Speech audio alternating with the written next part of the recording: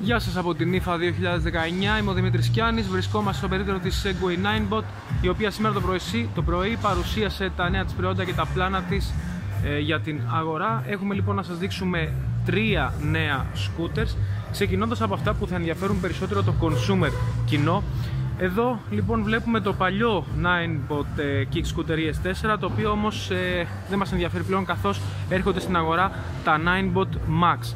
Τα δύο μοντέλα που βλέπετε, το κίτρινο και το γαλάζιο, έχουν μικρές διαφορές. Πρόκειται για τα 9bot Max G30 και G30D και η κύρια διαφορά τους είναι ότι το D προορίζεται αποκλειστικά για την γερμανική αγορά. Έχει λοιπόν κάποια έξτρα αξεσουάρ πάνω και μικροεπεμβάσεις, τις οποίες απαιτούσε ο γερμανικός νόμος για να μπορεί να οδηγηθεί νόμιμα στην Γερμανία. Μία διαφορά, όπως βλέπετε, είναι το LED. Εδώ έχουμε ένα LED στο απλό Max. Να δούμε και την οθόνη του, η οποία θυμίζει πολύ αυτή του Mi 365 Pro. Αλλάζουμε mode, βλέπουμε ταχύτητα, τη στάθμη της μπαταρίας. Έχουμε λοιπόν εδώ το γκάζι μας, έχουμε το κουδουνάκι, εδώ έχουμε το φρένο. Και η διαφορά του G30D είναι πως μόλις το ενεργοποιήσουμε, ενεργοποιείται αυτόματα και ένα φως το οποίο είναι always on, το οποίο απαιτεί η γερμανική νομοθεσία. Έχουμε διαφορετικού τύπου κουδουνάκι και επίσης έχουμε, εκτός από το throttle, έχουμε 2 φρένα. Ουσιαστικά είναι τα ίδια 2 φρένα που έχει και το G30, αλλά εδώ έχουμε τη δυνατότητα να επιλέγουμε αν θα ενεργοποιήσουμε το ένα από τα δύο ή και τα δύο μαζί. Η μανέτα ενεργοποιεί το ταμπούρο στην εμπρός ρόδα και αυτό εδώ το lever ενεργοποιεί το e-brake που βρίσκεται στον πίσω τροχό μαζί με το μοτέρ. Πάμε να δούμε λίγο πιο αναλυτικά την κατασκευή και τα χαρακτηριστικά τους. Εδώ βλέπετε τον μηχανισμό αναδίπλωσης με το λευγί αυτό να βρίσκεται στο εμπρός μέρος. Εδώ έχουμε αντανακλαστικά, τα οποία δεν υπάρχουν στο απλό G30. Εδώ είναι η εμπρόστια ρόδα, η οποία βλέπετε έχει το ταμπούρο, δεν υπάρχει δισκόφρενο. Τα λάστιχα μπρος πίσω είναι δεκάρια 10 inch tubeless, δεν έχουν λοιπόν σαμπρέλα στο εσωτερικό τους και διαθέτουν ένα ειδικό υλικό εσωτερικά του ελαστικού, ώστε να μην τρυπάει τόσο εύκολα, να μην σκάει, και σίγουρα βοηθάει το ότι είναι πλέον tubeless.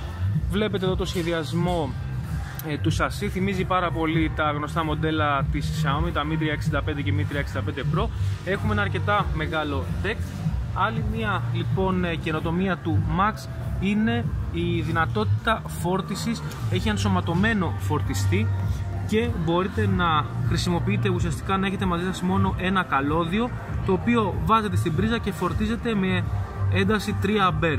Γίνεται γρήγορα λοιπόν η φόρτιση, όμως δίπλα υπάρχει και ακόμη μία θύρα όπου μπορείτε να συνδέσετε έναν άλλο φορτιστή, τον οποίο αγοράζετε ξεχωριστά, με ένταση έως και 5 A. Έτσι μπορεί να γίνει ακόμα πιο γρήγορη φόρτιση, γιατί η μπαταρία του Max είναι πολύ μεγάλη, έχει χωρητικότητα 551 βατόρες. Πάμε να δούμε λίγο και το πίσω μέρος του. Το stand είναι στο εμπρός μέρος, όπως μπορείτε να δείτε εδώ. Πάμε προς τα πίσω. Εδώ είναι ο πίσω τροχός. Εδώ βρίσκεται ο κινητήρας, είναι πισωκίνητο λοιπόν το 9bot Max, σε αντίθεση με τα εμπροστοκίνητα σκούτερ που έχουμε συνηθίσει. Έχουμε ένα πολύ ευκρινές κόκκινο LED στο πίσω μέρος, το οποίο φυσικά αναβοσβήνει όταν πατάτε το φρένο, και μία πινακίδα κυκλοφορίας, η οποία και αυτή είναι υποχρεωτική για να κινείται νόμιμα αυτό το σκούτερ στην γερμανική επικράτεια. Φυσικά το G30D δεν θα είναι διαθέσιμο εκτός Γερμανίας αρχικά, οπότε να δούμε λίγο και το G30, το οποίο είναι η απλή έκδοσή του, αλλά έχει την ίδια αυτονομία, 65 χιλιόμετρα αυτονομίας, ίδια κατασκευή, ίδια λάστιχα δεκάρια tubeless. Ουσιαστικά μοιάζει σε πάρα πολλά πράγματα. Οι επιδόσεις λοιπόν και των δύο scooters είναι 65 χιλιόμετρα αυτονομίας και 20-25 χιλιόμετρα τελικής ταχύτητας ανάλογα με το μοντέλο. Φυσικά δεν είναι πραγματική η τελική ταχύτητα, αλλά είναι ηλεκτρονικά περιορισμένη για να μπορεί να είναι νόμιμο το σκούτερ.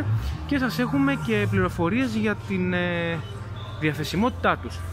Ξέρουμε λοιπόν, μάθαμε σήμερα εδώ ότι η λιανική τιμή στη Γερμανία τουλάχιστον του G30D θα είναι 800 ευρώ και θα είναι διαθέσιμο μέσα σε 2 εβδομάδες περίπου, ενώ όταν ρωτήσαμε για την αγορά της Ελλάδας, η πληροφόρηση είναι πως μπορεί και μέσα στον Οκτώβριο να δούμε το Max, το G30, με τιμή που θα παίξει κοντά στα ίδια χρήματα και στην ελληνική αγορά. Φυσικά αυτό εάν δεν αλλάξει κάτι μέχρι τότε στην ελληνική νομοθεσία. Σε περίπτωση λοιπόν που η ελληνική νομοθεσία απαιτήσει και αυτή κάποια συγκεκριμένα πράγματα, όπως πινακίδα κυκλοφορίας ή ξεχωριστό φρένο, όπως είπαμε εδώ μπορείτε να ενεργοποιήσετε ξεχωριστά τα δύο φρένα, ενώ στο απλό Max έχετε μία μανέτα η οποία ενεργοποιεί ταυτόχρονα και το ταμπούρο και το e-brake, τότε μπορεί να δούμε και το G30D στη χώρα μας, ίσως με μια διαφορετική ονομασία. Επίσης μια σημαντική διαφορά που πρέπει να αναφέρουμε είναι το βάρος. Το Max είναι βαρύ σκούτερ λόγω της μπαταρίας και του μοτέρ των 350W και των υπόλοιπων στοιχείων του. 18,7 κιλά, είναι αρκετά βαρύ λοιπόν και δεν το λέμε και πολύ ευέλικτο, αλλά ακόμα πιο βαρύ είναι το G30D λόγω των χαρακτηριστικών ασφαλείας που διαθέτει στα 23 κιλά. 23 κιλά είναι πάρα πολύ μεγάλο βάρος για να είστε ευέλικτοι να το μεταφέρετε, να το ανεβάζετε στις σκάλες ή όπου αλλού θέλετε. Και να ρίξουμε και μια μικρή ματιά στο αυτόνομο, το ημιαυτόνομο Ninebot Kick Scooter TAF 60, το οποίο αυτό που βλέπετε μπροστά σας είναι ένα prototype, advanced prototype. Έχει δοκιμαστεί στην Κίνα μέχρι στιγμής. Είναι λοιπόν ένα σκούτερ με 3 τροχούς, έχει 2 στο εμπρός μέρος, έχει ανάρτηση στο εμπρός μέρος όπως μπορείτε να δείτε, 3 φρένα, 3 τύπου φρένα.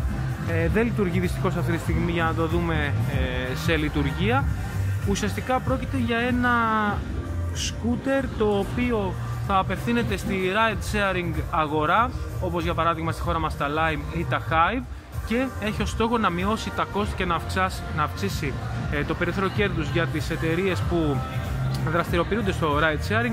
Ουσιαστικά η καινοτομία του είναι πως μπορεί να κινηθεί ημιαυτόνομα. Αυτό σημαίνει ότι όταν χρειαστεί φόρτιση μπορεί μόνο του να φύγει από τη θέση που βρίσκεται και να αυτοοδηγηθεί εκεί όπου μπορεί να το φορτίσει κάποιος σε κάποια βάση φόρτισης, ή επίσης μπορεί ένα TAF 60 για παράδειγμα ή πολλά TAF 60 μαζί να μετακινηθούν αυτόματα από ένα σημείο στο οποίο υπάρχει μεγάλος αριθμός scooters και μικρή ζήτηση σε ένα άλλο σημείο της πόλης που υπάρχουν πολύ λίγα scooters αλλά ο κόσμος τα αναζητά εκεί.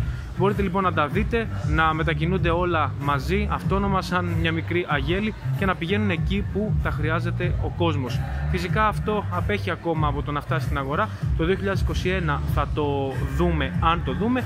Φυσικά στη χώρα μας ίσως και πολύ αργότερα. Αυτά είναι τα νέα από την Segway Ninebot. Εδώ βλέπετε και το ηλεκτρικό kart της εταιρείας. Έχουν το test track εδώ, κάναμε βόλτα με τα Max και γενικότερα θα διαβάσετε πολύ περισσότερα και στο συνοδευτικό άρθρο, ενώ μείνετε συντονισμένοι γιατί θα ακολουθήσουν και πάρα πολλά ακόμα βίντεο και νέα από την IFA 2019.